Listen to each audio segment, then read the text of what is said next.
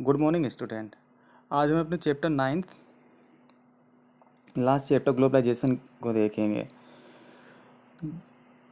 क्योंकि हमारे 2 lesson delete कर दिए गए हैं आपके सिलेबस से। तो हमारा जो नेक्स्ट लेसन स्टार्ट होता है वो ग्लोबलाइजेशन है। तो ग्लोबलाइजेशन देखते हैं, मतलब हमारा लास्ट चैप्टर होगा इस बुक का। इसके बाद हम बुक सेकेंड स्टार्ट करेंगे अपनी।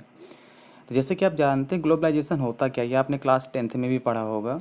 ग्लोबलाइजेशन के विषय में पूरा चैप्टर वही है, आप उसमें ज़्यादा तो चेंज भी नहीं है। ग्लोबलाइजेशन अपने अकॉर्डिंग ही आप जो जानते हो सही है। क्लास 10th में जैसे कि आप पढ़कर आए ग्लोबलाइजेशन के विषय में, जैसे कि आप जानते हैं ग्लोबलाइजेशन होता क्या है।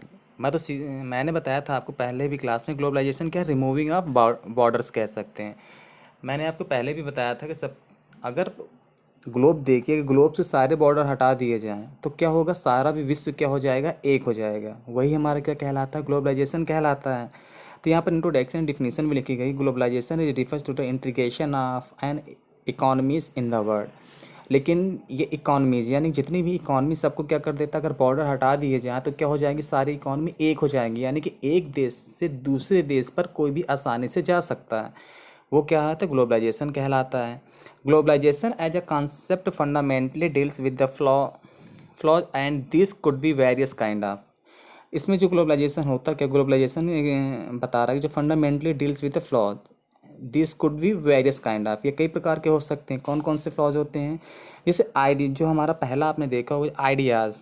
Ideas moving from one part to the world. आपने देखा होगा कि कैसे किस किसी भी देश के आइडियाज़ या किसी व्यक्तियों के आइडियाज़ कैसे एक देश से दूसरे देश पर पहुंच जाते हैं। आपने देखा ही कैसे के आइडियाज़ पहुंच जाते हैं। जैसे कि कोई अगर हमारे देश में आता है या कोई दूसरे देश में हम किसी दूसरे देश में जाते हैं तो हम लोगों को क्या एक्सचेंज हो जाते हैं, बहुत चीज़ें एक्सचेंज होती हैं। कल्चर होता है, आइडियाज़ जाते हैं, हम लोग आपस में जब बातें करते हैं एक दूसरे से तो उसमें से क्या होती है, बहुत सी चीज़ें हमें समझ में आती हैं। तो हमारे क्या हो जाते हैं, आइडियाज़ भी मूविंग करती हैं one part to the world. फिर क्या हो जाता है, capital sun between for more place. इसमें तो कैपिटल जो होता है, जो हमारा कैपिटल में जो पैसे की बात, वो भी क्या हो जाता है एक, यानी कि बिटवीन द कंट्रीज क्या करता है, मूविंग करती रहती है। इंडिया को डॉलर मिलता है जिससे क्या कर सकता है, व्यापार करता है अच्छी तरह से। और भी हमारे देश से भी एक्सपोर्ट इंपोर्ट होता रहता है देशों का, तो इससे भी हम क्या हो जाता है, बहुत से डॉलर वगैरह गेट होता है, प्राप्त होता है। Communities being trade across the border. अब हम करते क्या हैं कि बहुत से अपने एक्सपोर्ट इंपोर्ट, जैसे मैंने अभी बात की, तो एक्सपोर्ट इंपोर्ट क्या होता है, हमारे एक देश से दूसरे देश पर क्या हो जाता रहता है, ये शेयर होती रहती हैं। फिर people moving in search of better livelihood to different part of the world. यानी कि लोग क्या करते हैं, रोजगार की तलाश में भी क्या करते हैं, एक स्थान से दूसरे स्थान पर मूव करते हैं। और किसके लिए जाते हैं, बेटर लिविंगहुड लिवलीहुड के लिए। यानी कि वो भी अपनी अच्छे रोजगार के लिए क्या करते हैं, एक स्थान से दूसरे स्थान पर मूव करते हैं। अब देखते हैं कॉजेज ऑफ ग्लोबलाइजेशन, आखिर इसका रीजन क्या था, कॉजेज कौन कौन से कारण थे कि जिससे ग्लोबलाइजेशन इतना डेवलप हुआ वर्ल्ड में।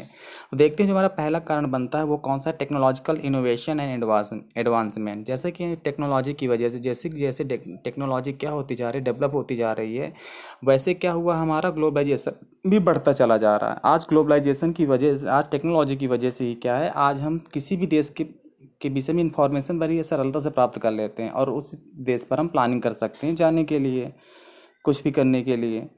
तो दूसरा हमारा क्या है, ट्रांसपोर्टेशन इम्प्रूवमेंट। अब क्या हो गया, जैसे कि हमारा ट्रांसपोर्ट सिस्टम है, अभी पहले के ज़माना तो रह नहीं गया कि सिर्फ व्यक्ति 4 पहिए पे या बैलगाड़ी पे डिपेंड रहेगा। अब क्या है, जो ट्रांसपोर्टेशन इम्प्रूवमेंट भी बहुत है, इसकी वजह से भी क्या हो गया, हमारा ग्लोबलाइजेशन को बहुत शक्ति मिली। ट्रेड लिबरलाइजेशन, जैसे कि हमने बात की थी कि भारत ने कब तक, 1991 तक उसने क्या नहीं किया था, वो उसकी इकॉनमी कैसी थी, इंडिया की क्लोज इकॉनमी थी।